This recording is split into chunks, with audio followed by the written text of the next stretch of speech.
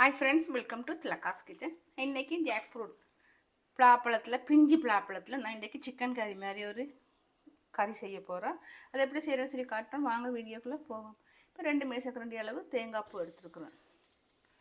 ஒரு 2 மேசக்கரண்டி அளவு அரிசி எடுத்துருக்குறேன். ஒரு தேக்கரண்டி அளவு மிளகு எடுத்துருக்குறேன்.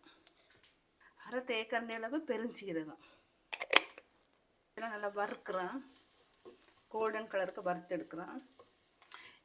இது இப்போ நல்லா வறுப்பட்டுட்டு நான் இதை மிக்ஸி ஜாரில் பொடி செய்ய போகிறேன். நல்லா பொடியாக்கி கொண்டு வரேன். இப்போ நான் இந்த கறி வைக்கிற மாதிரி காட்டுறேன். இப்போ நான் மண் சட்டி அடுப்பில் வச்சுருக்கேன். இதுக்கு நான் வந்து ஒரு 3 மேசக்கரண்டி அளவு ஆயில் சேர்க்குறேன்.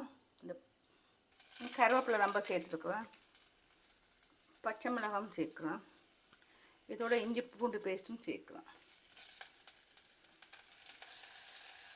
ஒரு வெங்காயம் வெட்டி சேர்க்குறோம். பெரிய வெங்காயமாக ஓரளவு மீடியம் சைஸில் வெட்டி அதையும் சேர்க்குறோம். அது நல்லா வதங்கட்டும்.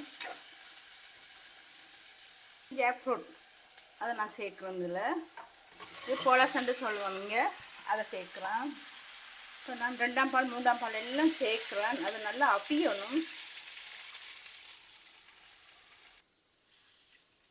இப்போ கட்டி பால் அதையும் சேர்க்குறேன். எல்லா பாலையும் சேர்த்துடணும். இது கொரக்காப்புளி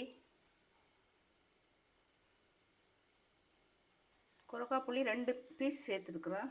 2 பீஸ் சேர்த்துருக்குறேன். இப்போ இதில் மஞ்சள் சேர்க்க போகிறேன். குழம்பு மிளகாத்தூள் ஒரு 2 தேக்கரண்டி சேர்க்குறேன். நல்லா மிக்ஸ் பண்ணுவோம். நல்லா கொதித்து அவியட்டும்.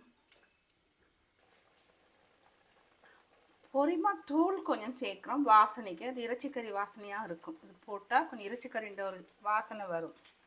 அதுக்கு தான் பொரிமா தூள் சேர்த்துருக்குறேன். இப்போ நல்லா மிக்ஸ் பண்ணுவோம். இன்னும் கொஞ்சம் வத்தணும்.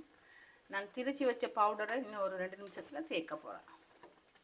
நான் மிக்ஸி ஜாரில் பெருஞ்சீரகம், அரிசி, தேங்காய், மிளகெல்லாம் வறுத்து அதை பொடி பண்ணி அதில் சேர்க்குறேன். இந்த கறி கொஞ்சம் இறுக்கம் கொடுக்கும்.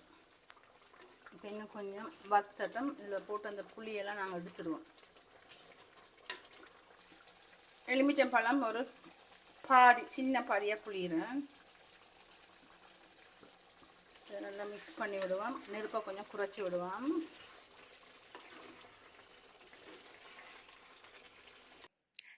இந்த ஜாக் ஃப்ரூட் நான் எப்படி செய்யுதுன்னு சொல்லி பார்த்துருப்பேங்க. பிஞ்சு பிளாக் ஆகுது. இது இறைச்சிக்கறி மாதிரி இருக்கும். இது பிடிச்சிருந்தா இதே மாதிரி செய்து பார்த்து நீங்களும் சாப்பிட்டு பார்த்து எனக்கு லைக் பண்ணி ஷேர் பண்ணி சப்ஸ்கிரைப் பண்ணுங்கள்.